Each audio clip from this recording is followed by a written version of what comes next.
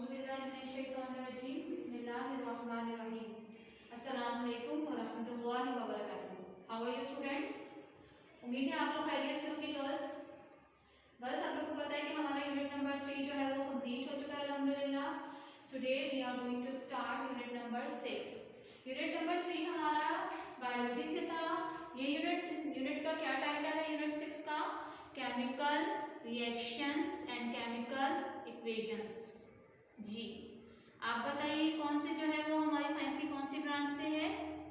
Good. ये unit हमारा chemistry से है। ठीक है, केमिस्ट्री में हम पढ़ते हैं ना मैटर की कंपोजिशन, केमिकल रिएक्शंस, ठीक है, बिहेवियर ऑफ मैटर, ये सब हम किस में पढ़ते हैं? केमिस्ट्री में। तो ये वाला जो आप यूनिट करेंगे ये कौन से पोर्शन में करेंगे? केमिस्ट्री के पोर्शन में करेंगे। ठीक है, क्या है unit? Chemical reactions and chemical equations.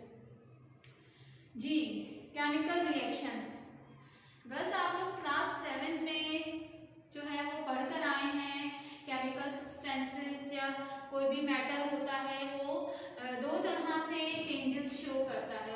आपने सामने में पढ़ा था ना कि मैटर में दो तरह की चेंजेस आपको नजर आती हैं। एक होता है फिजिकल चेंज और दूसरा कौन सा होता है? Chemical change. फिजिकल चेंज कौन सा चेंज होता है? गुड। ऐसा चेंज जो इजीली क्या होता है? रिवर्स हो जाता है और जिसमें मैटर की कंपोजिशन में कोई फर्क नहीं पड़ता। ठीक है, and the chemical change is such type of change in which the new substance is form and it is almost impossible to reverse. तो केमिकल चेंज ही दरअसल है क्या? Chemical reaction. केमिकल चेंज कब होता है? जब क्या होता है? केमिकल चेंज जब होता है जब कोई भी मैटर किसी रिएक्शन से गुजर रहा होता है या कोई केमिकल रिएक्शन परफॉर्म कर रहा होता है और उस मैटर में जो चेंज आता है वो कौन सा चेंज होता है?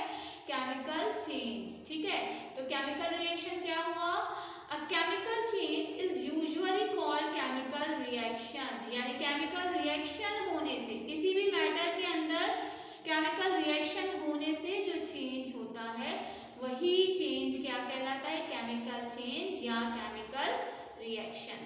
ठीक है, तो अब जो है वो हम देख लेते हैं किस किस तरह से केमिकल रिएक्शंस होते हैं, ये चेंज हमें किस किस फॉर्म में नजर आता है, क्या जो है वो पॉइंट्स हैं जिसके बिहाफ पे हम ये जो है आइडेंटिफाई कर सकते हैं हाँ कि यहाँ पर केमिकल रिएक्शन परफॉर्म हुआ है, उस मैटर के अंदर केमिकल चेंज आए। सबसे पहले क्या है कि जब भी केमिकल रिएक्शन होगा और कोई भी मैटर केमिकली चेंज होगा तो याद रखिएगा कि one or more new chemical substances are formed. आपको नए सब्सटेंस मिलेंगे। ठीक है, केमिकल रिएक्शन में हमेशा न्यू सब्सटेंसेस मिलते हैं, एक या एक से ज्यादा। ठीक, इसी तरह से जब भी केमिकल रिएक्शन होता है तो एनर्जी या तो इस रिएक्शन में रिक्वायर्ड होती है, एनर्जी दरकार होती है for the performing this chemical reaction, या रिएक्शन में जो है रिएक्शन होने के बाद एनर्जी क्या होती है? रिलीज हो रही होती है। ड्यूरिंग द रिएक्शन एनर्जी क्या होती है? रिलीज होती है। तो भी हमें पता चल जाता है कि क्या है? ये केमिकल रिएक्शन है। तो तीसरी बात क्या है कि जब भी केमिकल रिएक्शन होगा तो उसको रिवर्स करना जो है वो ऑलमोस्ट इम्पॉसिबल होगा या डिफिकल्ट होगा। ठीक है, कभी भी कोई केमिकल रिएक्शन हो जाता है तो उसको रिवर्स करना, उसको बैक पे जाना डिफिकल्ट होता है। ठीक है, तो केमिकल रिएक्शंस जब भी होंगे ये तीनों पॉइंट्स जो है वो आपको ऑब्जर्व करने को मिलेंगे। या तो न्यू सब्सटेंस बनेगा during the reaction, heat energy या तो रिक्वायर्ड होगी रिएक्शन परफॉर्म करने में, या during the reaction heat energy release हो रही होगी। और ये रिएक्शंस जो होते हैं ये बैक करना या रिवर्स करना डिफिकल्ट होते हैं। एग्जाम्पल से देख लेते हैं हम। ये एग्जाम्पल आप डिस्कस कर चुके हैं। कार्बन सॉलिड है और ऑक्सीजन गैस है। जब भी कार्बन को एयर में मौजूद ऑक्सीजन के साथ रिएक्ट करवाया जाता है तो कार्बन डाइऑक्साइड गैस मिलती है। ठीक है, ठीक है, तो अब ये कार्बन डाइऑक्साइड गैस बैक नहीं हो सकती ऑक्सीजन और कार्बन में, डिफिकल्ट और ऑलमोस्ट इम्पॉसिबल। तो इससे हमें क्या पता चला कि ये कौन सा रिएक्शन है? केमिकल रिएक्शन, साथ ही साथ लाइट भी प्रोड्यूस होती है, हीट एनर्जी भी रिलीज होती है। ठीक, तो इन सब बातों से हमें क्या पता चल रहा है कि दिस इज केमिकल रिएक्शन और ये चेंज केमिकल चेंज कहलाता है। ठीक है, बनने वाला न्यू सब्सटेंस अपने प्रीवियस सब्सटेंस से टोटली डिफरेंट होता है, almost impossible to reverse, and heat energy is released or required for performing the reaction.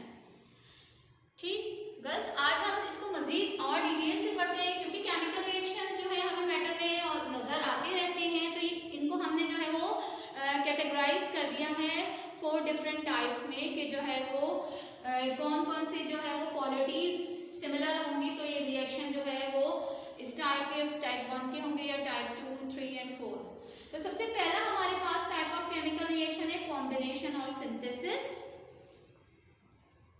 Second है हमारे पास डिकम्पोजिशन। थर्ड है हमारे पास प्रेसिपिटेशन एंड फोर्थ है combustion. Now move to the combination और सिंथेसिस। गर्ल्स देखिए, कॉम्बिनेशन का मतलब होता है जोड़ना या मिलना।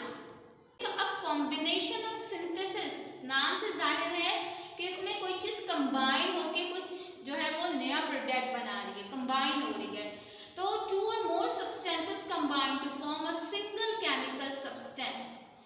जब 2 या 2 से ज्यादा केमिकल सब्सटेंस मिले और एक केमिकल सब्सटेंस सिंगल बनाए, सिंगल केमिकल सब्सटेंस ये कंपाउंड की फॉर्मेशन करे, तो इस रिएक्शन को हम कॉम्बिनेशन और सिंथेसिस रिएक्शन कहते हैं। ठीक है, एग्जांपल में हम देख लेते हैं आयरन प्लस सल्फर, यानी आयरन और सल्फर को जो आपने क्या किया, हीट किया, इन दोनों को कंबाइन करके हीट किया, तो आपको आयरन सल्फाइड मिला, नया कंपाउंड मिला आयरन सल्फाइड। आपने ए और बी 2 केमिकल सब्सटेंस लिए थे और जब इनको रिएक्ट करवाया तो ए बी एक कंप्लीट एक सिंगल केमिकल सब्सटेंस आपको मिला। तो दिस इज कॉम्बिनेशन और सिंथेसिस रिएक्शन। ठीक है, अब आयरन सल्फाइड जब बन गया तो इसमें ना आयरन की प्रॉपर्टी है ना सल्फर की, बल्कि एक न्यू कंपाउंड फॉर्म हुआ है, एक नया केमिकल सब्सटेंस बना है। ठीक है, जिसमें प्रीवियस केमिकल्स की जो है वो क्वालिटी नहीं पाई जाती। ठीक है, आइए इसको एक्टिविटी में देख लेते हैं। अब हमारे पास यहाँ पर क्या है, 2 केमिकल सब्सटेंसेस हैं। आपको पेट्री डिश में आयरन फिलिंग नज़र आ रही है और यहाँ पर बॉटल में क्या है, सल्फर पाउडर येलो कलर का। अब क्या करना है हमें, इन दोनों को जब हम मिक्स करेंगे 2 केमिकल सब्सटेंसेस को, तो आपको एक प्रोडक्ट मिलेगा और इस रिएक्शन को हम क्या कहते हैं, कॉम्बिनेशन और सिंथेसिस रिएक्शन। देखिए इन दोनों को मिक्स किया है। ठीक, अब इसको चाइना डिश में डालेंगे और हीट एनर्जी देंगे।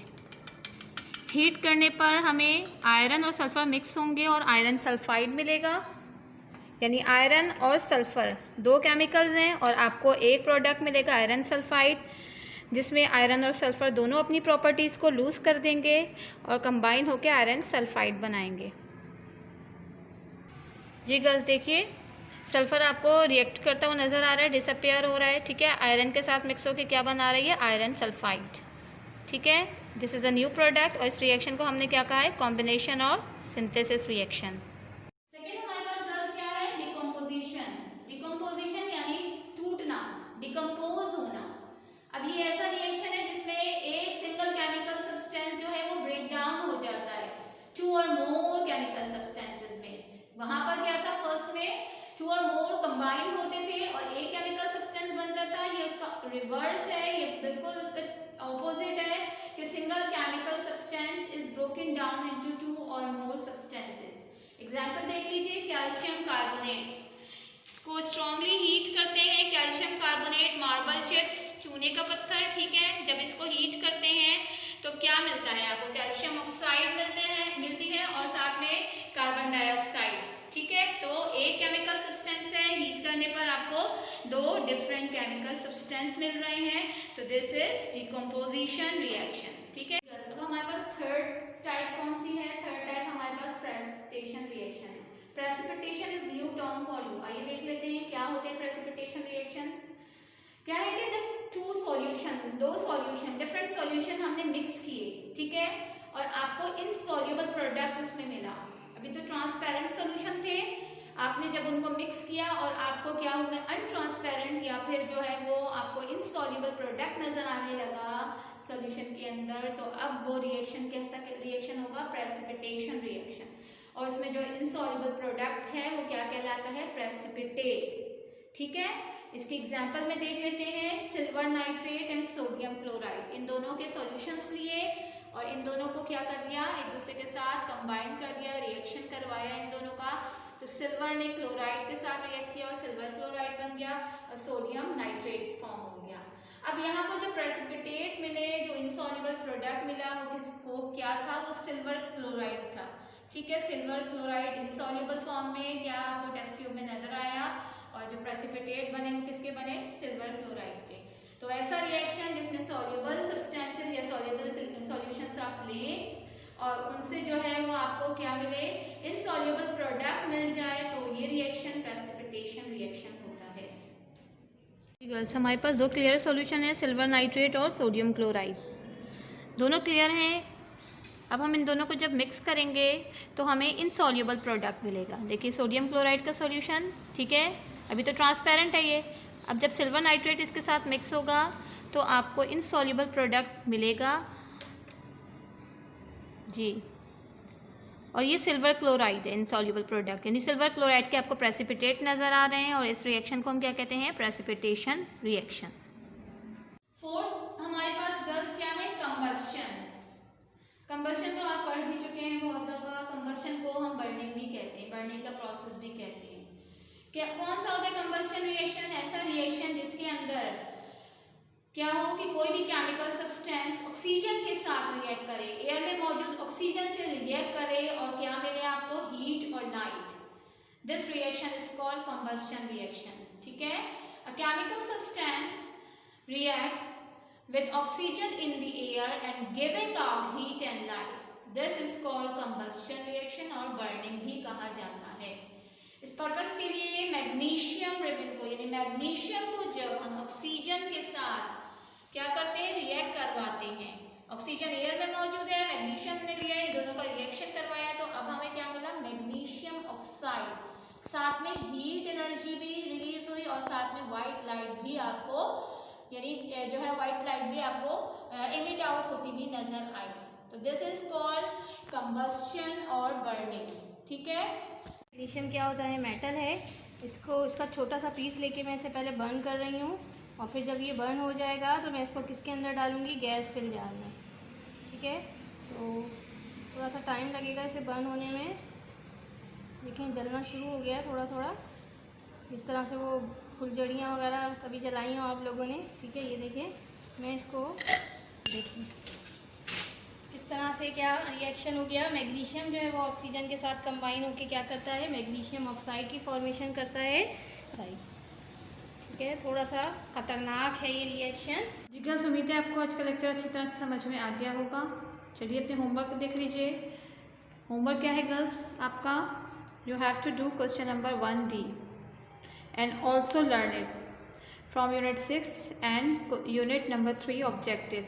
सबसे पहले तो आप देख लीजिए, आपने यूनिट 3 अभी कंप्लीट किया है, यूनिट 3 के ऑब्जेक्टिव्स आपकी PDF आपको मिल गई होगी। फिल इन द ब्लैंक्स हैं, आपको जो है फिल इन द ब्लैंक खुद से सॉल्व करनी है, और कोई प्रॉब्लम हो तो बुक अच्छी तरह से रीड करें और फिर बुक में से आंसर सर्च करें। ठीक है, और उसको लर्न भी कर लीजिएगा। दूसरा आपका जो है वो है क्वेश्चन नंबर 1 का D। ये करना है, ये आपको जो है वो बुक में नहीं मिलेगा। ये क्वेश्चन यहाँ मौजूद है, मैंने बोर्ड पे लिखा हुआ है। क्या है 1 का D, what is a chemical reaction, briefly explain the types of chemical reaction. ठीक, ये करना है, लेकिन ये आपको क्वेश्चन बुक से नहीं मिलेगा, यहीं से आपको नोट डाउन करना है। You will get the answer of this topic. Answer आपको मिलेगा पेज नंबर 43 पे। पेज नंबर 43 पे आपको chemical reaction, what is chemical reaction, और फिर जो है आपको इसके साथ साथ टाइप्स ऑफ केमिकल रिएक्शन भी मिल जाएगा। इसको पढ़ लीजिएगा और इसको आंसर करने के बाद लर्न भी कर लीजिएगा। ओके गर्ल्स, नेक्स्ट लेक्चर में मुलाकात होगी। अल्लाह हाफिज़।